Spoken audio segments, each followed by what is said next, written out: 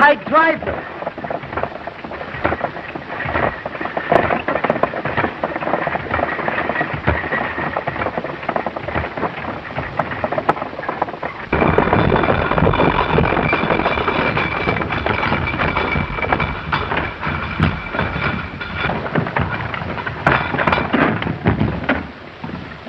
I say, driver. What do you mean by going at this?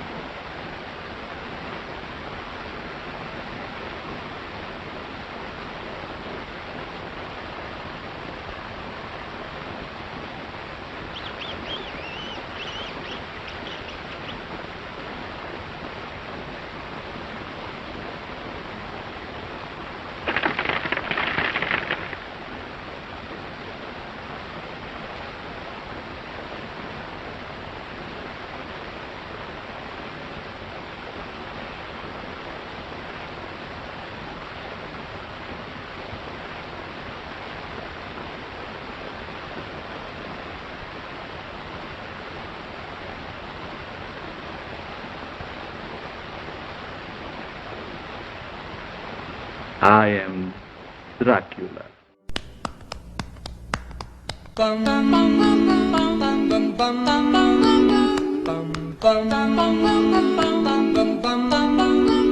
Mr. Sandman, bring me a dream. Make him the cutest that I've ever seen.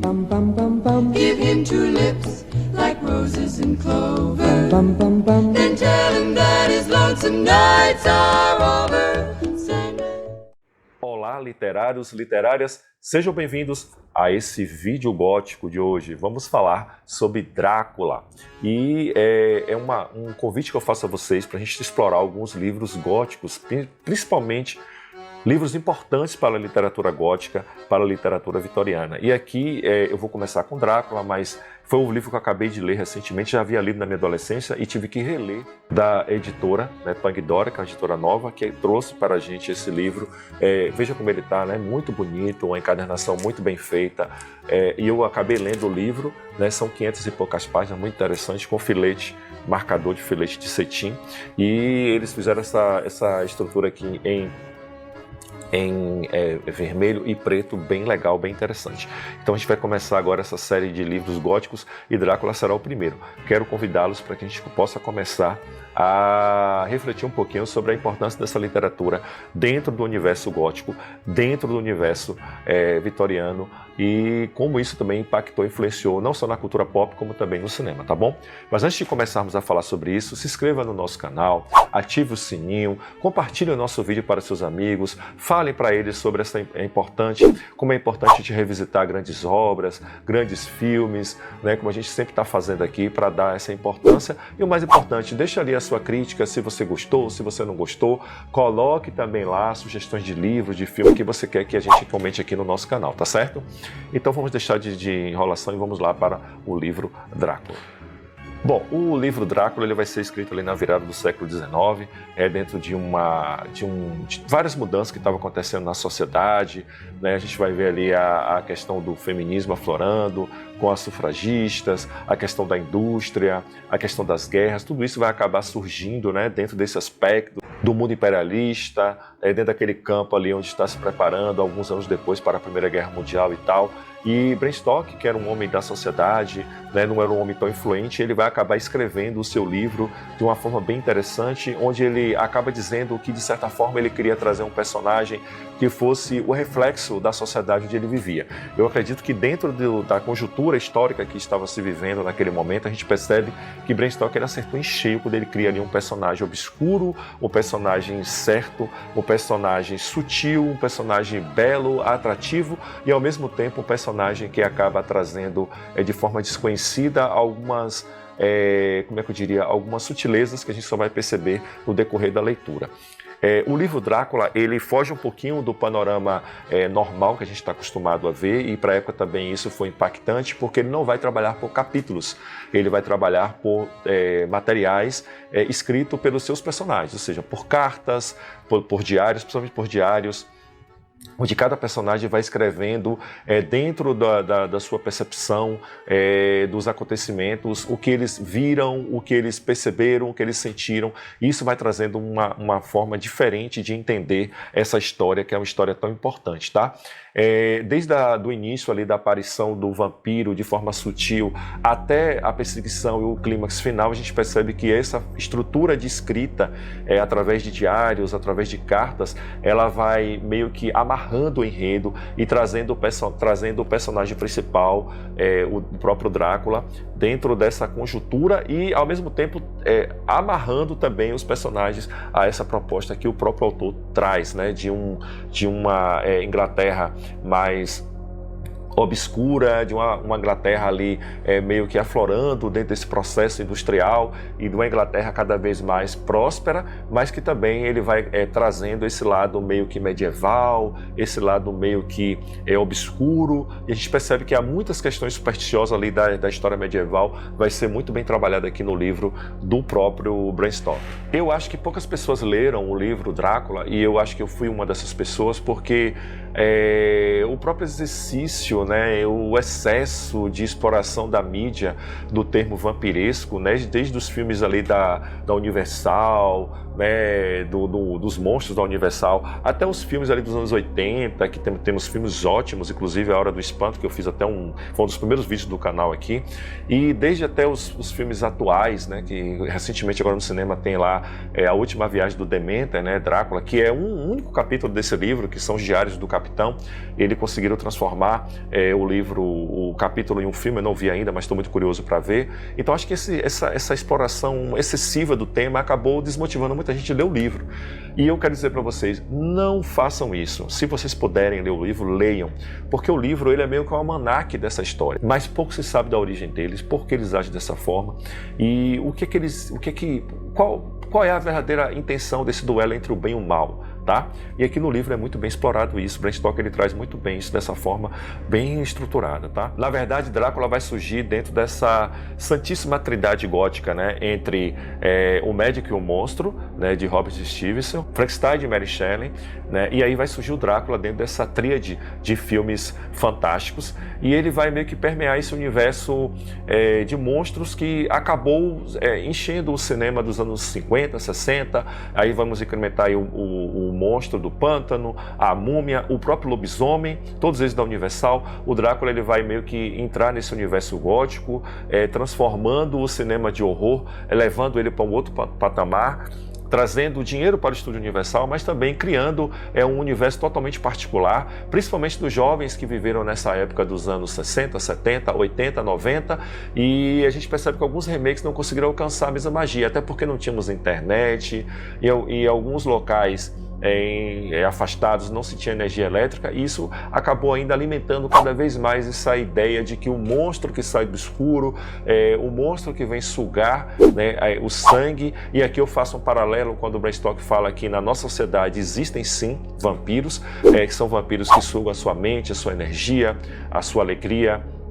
São pessoas que não querem o seu bem, que não querem que você prospere. Então são sim vampiros. Ele chega a chamar em algum momento aqui no prefácio do livro de vampiros de alma, né? Eu achei muito interessante isso, e ele faz essa alusão porque ele mesmo disse que ele foi vítima de algumas pessoas. Até mesmo quando ele estava escrevendo o escopo do livro, ele recebeu muitas críticas negativas, né, de algumas pessoas que liam o escopo ali e falavam: isso não vai dar certo, esse livro não é um livro sério e tal.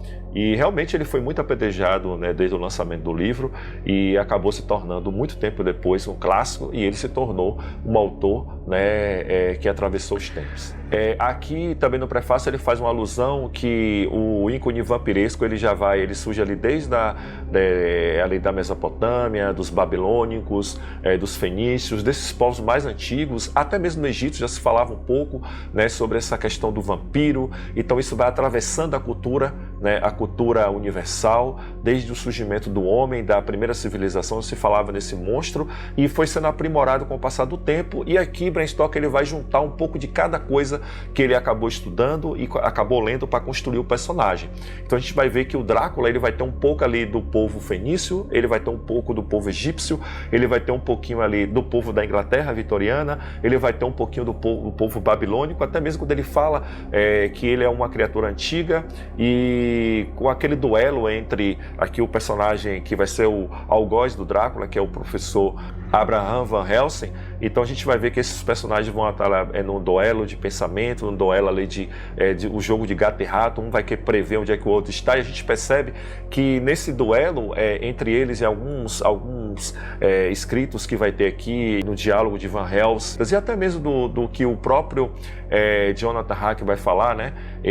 Eles vão ter esse duelo ali entre o bem e o mal, e como o Drácula ele é atemporal, como ele é inteligente, como ele tem conhecimentos que os homens atuais eles não têm. Atuais eu digo da época ali que está se passando na história, tá? Bom, a história ela vai começar onde o Jonathan Harker, né, que é um jovem advogado, ele através de uma firma ele vai até a Transilvânia, na região dos Carpados, né?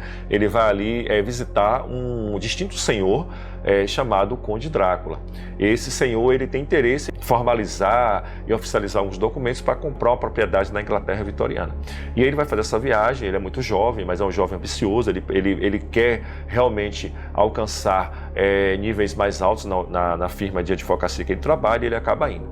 Durante todo o trajeto, ele começa a escrever para sua amada, né, Mina, o que ele está vendo, né, como aquele povo tem culturas diferentes e tal. Ele vai passando por todo esse trajeto, ele vai passar ali por culturas diferentes, povos diferentes, e ele vai anotando tudo, escrevendo em cartas para a Mina, que a gente vai vendo aqui, a cada folha que você vai virando, né, você vai acompanhando esse trajeto dele. E é muito interessante como o Bram Stoker ele vai descrevendo essas culturas, e ali desde do trem de ferro, né, que vai levando esse personagem até a Transilvânia. E o interessante, ele não abre mão também desse clima sombrio, desse clima tenso, né, que o livro vai trazer. O caminho é muito longo, e o Jonathan Harker ele vai se aproximando cada vez mais do Castelo do Drácula, e é interessante que ele vai sendo avisado, né? Você vai ter ali pessoas que já sabem da história, né, do Drácula, do vampiro, e acabam avisando para ele. Eu não estou dando spoiler porque você já sabe do que se trata o livro, mas aqui ao ler o livro, o Bram Stoker ele não diz logo de cara que se trata de um vampiro. Embora, talvez na época isso funcionasse. Hoje não funciona mais porque foi bastante massificado na mídia, né? A gente sabe que o filme Drácula, o livro Drácula fala sobre o vampiro, mas talvez na época isso funcionasse. Hoje não funciona mais, até porque o livro foi escrito em 1897, tá? Então as pessoas vão avisando, tanto tem uma mulher que acaba implorando para ele, coloca o crucifixo no pescoço dele, acaba implorando para ele não ir até o Castelo do Drácula, mas como falei para vocês, o Jonathan é um homem ambicioso, ele acaba indo. E aí ele vai ser recepcionado por uma carruagem, né? Ele vai entrar no castelo, e ele acaba ficando preso nesse castelo, tá? E o Drácula, ele vai usar todas as artimanhas para manter, né, esse personagem lá, o Jonathan lá. E vocês já sabem, né, o filme mostra muito bem isso. O Jonathan acaba fugindo e acaba meio que entrando num estágio de loucura e vai quase perdendo a sua sanidade, porque ele acaba vendo nesse castelo coisas que ele inimagináveis para o ser humano, coisa que ele jamais poderia imaginar. Lá também ele vai conhecer as noivas do Drácula e tal, é muito interessante. Ele vai até um convento. E por fim, o Drácula vem, né, para a Inglaterra justamente no Demeter, né, que é o navio que vai ser atacado pelo vampiro.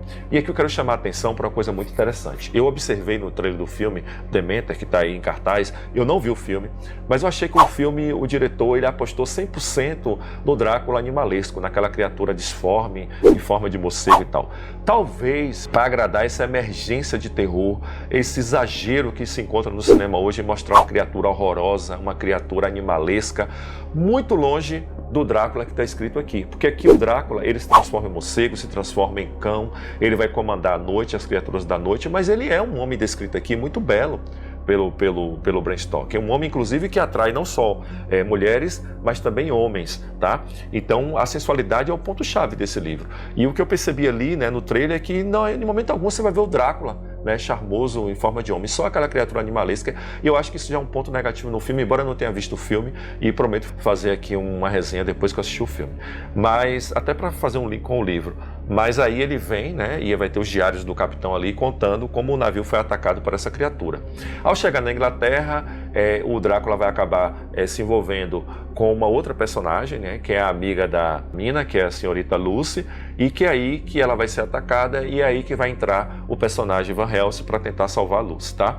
Daí para frente, acho que vocês já conhecem, o Drácula ele vai meio que aterrorizar a cidade e vai haver uma perseguição ali já com o desfechar da história, trágico de Lucy, e aqui eu quero abrir um parênteses para falar, realmente é muito trágico o que acontece com Lucy e a gente fica muito impactado, né, com o que a gente acaba lendo aqui nos relatos, né, tanto do diário quanto da própria escrita da Lucy, das cartas que ela envia para Mina, a vida como estava no corpo dela, como ela era viva, como ela tinha vontade de viver, como ela era uma moça bonita, feliz, e como isso vai se esvaindo aos poucos da sua vida, como a vida vai se acabando aos poucos, quando tudo vai se destruindo aos poucos para a senhorita Lucy, quando ela acaba sendo atacada por esse vampiro. Então, assim, é muito triste quando a gente percebe, e eu fiquei muito tenso, havia até comentado com um colega meu de trabalho que estava lendo também simultaneamente o livro junto comigo, e ele falou, poxa, como a gente acaba ficando impactado com essa história, o que vai acontecendo com a Lucy, e é muito trágico o que acontece, tá? E aqui o vampiro ele é trazido de uma forma bem distinta, de uma forma bem diferente de tudo que você já viu. Aqui eu achei bem interessante a questão do alho, como o Van Helsing, ele trabalha não só o alho, mas a flor do alho, como é trabalhado aqui pelo Van Helsing, né, a sutileza, como ele acaba envolvendo as pessoas com seu conhecimento médico, seu conhecimento biológico, mas ao mesmo tempo ele acaba dizendo aqui que o médico não sabe de tudo e que o desconhecido existe e que o desconhecido muitas vezes faz parte da nossa vida, né? E ele vai tentar aqui convencer os personagens de que sim, o Drácula existe, ele é um vampiro, e aí também ele vai contar a história do Drácula, como o Drácula surgiu, né? Não, é mais ou menos parecido com o que está lá no Drácula de Bram Stoker, como ele surgiu, o que ele espera, quais são os seus anseios, por que ele se tornou mal e por que ele precisa do sangue para sobreviver. E aqui também, fechando o parênteses anterior, abro outro parênteses falando para vocês que aqui ele vai dizer, o Van Helsing ele vai colocar o sangue como o ciclo da vida, né, que carrega não só o líquido que vai alimentar o coração, os órgãos, né, e vai oxigenar todos esses órgãos para que eles funcionem, mas também o sangue ele acaba carregando as memórias das pessoas, acaba carregando a alma das pessoas, a essência das pessoas está no sangue. Por isso que Van Helsing fala que o Drácula ele acaba se alimentando do sangue, porque ele não se alimenta só do sangue para viver, mas ele também se alimenta da história das pessoas, da essência das pessoas. Por isso que o Drácula ele acaba se tornando um ser tão poderoso e ele vai ter tantos conhecimentos de gerações das pessoas que ele se alimentou, né? E isso é muito interessante porque ele acaba tendo conhecimento de coisas que as pessoas normais não terão. Aqui o Drácula ele vai levitar, ele vai virar fumaça, vai virar morcego, vai virar lobo, vai se transformar naquilo que ele imaginar, mas tem um ponto fraco interessante, que é a luz do dia. Isso é bem legal, porque eu acho que o vampiro tem que manter essa tradição, aquela cor pálida, né? E isso foi muito bem explorado nos filmes dos anos 50, dos anos 60, dos anos 70 ali, que teve o seu personagem, que é o Christopher Lee, né? O falecido grande ator Christopher Lee, que vai trazer ali o Drácula, né? A gente vai ter também ali o Drácula de 79, que tem ali o Frank Langella, que vai fazer um Drácula, realmente o Drácula excepcional. Então, meus queridos literários e literárias, o livro Drácula realmente é um livro marcante. Então, a cada página que você vai virando, você vai ficando imerso cada vez mais nesse universo fantástico, e o Drácula aqui ele vai para além dessa ideia de que o vampiro é simplesmente um ser animalesco, como está sendo colocado no filme Demente. Então, essa narração epistolar do Drácula, através de epístolas, foi bem interessante, porque acabou trazendo para uma forma diferente de enxergar essa história, tá certo? E aqui eu quero ressaltar que o personagem de Drácula foi muito bem construído, o personagem do Dr. Van Helsing também foi muito bem construído, e esse duelo entre os dois, né, entre o desconhecido e aquele homem que vai trazer a solução para os problemas, é bem interessante, acaba se envolvendo. Você torce alguns momentos para o Drácula e outros momentos você torce para o Dr. Van Helsing. E para encerrar esse vídeo eu queria dizer que, uma curiosidade, o Bram Stoker, o autor, ele acabou morrendo na mesma semana que o navio Titanic naufragou. Então assim, foi uma tragédia dupla, né, porque foi a perda de um grande autor. Ele acabou escrevendo outros livros, como O Verme Branco, mas que não teve o mesmo sucesso de Drácula, né? Tem outro livro também dele chamado Entre Contos de Terror, também que não teve o mesmo sucesso, mas Drácula foi o livro que eclipsou esse autor. Então, assim, Bram Stoker contribuiu bastante, né, para a literatura mundial. Então, meus queridos, é isso. Eu trago para vocês essa indicação Drácula. Li, gostei demais e espero que vocês também o leiam Drácula e gostem muito. E mais uma coisa, não convide um estranho para entrar na sua casa, porque sim, quando você convida o vampiro para entrar em sua casa, segundo o Bram Stoker, você perde poder sobre ele. E mesmo que você tenha a fé que ele existe, você fica sem poder. Então não convide estranhos para sua casa. Quem sabe, ele pode ser um vampiro. Ou ele pode ser até mesmo o Drácula reencarnado. É isso, meus queridos. Foi muito bom estar aqui com vocês, falando um pouco sobre Drácula. Um grande abraço, até o próximo vídeo.